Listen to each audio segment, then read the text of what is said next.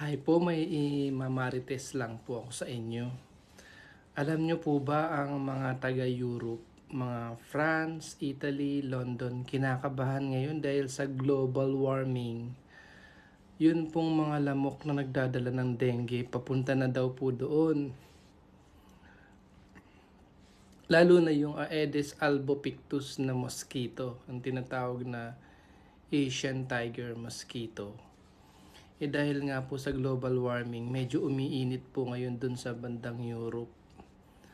Kaya kinakabahan sila kasi po may mga cases na rin po ng dengue doon. Kasi nga po umiinit, yung mga dengue lumilipad. Sumasakay ng eroplano nga po yun, sumasakay ng barko, yung mga lamok. Parang dito yung mga lamok sumasakay ng jeep at bus. Kasi nakakapunta sila sa jeep, nakakapag-travel sila. So papunta na po sila doon sa Europe, yung mga lamok. Yung mga Aedes albopictus na pwede rin pong magdala ng dengue virus.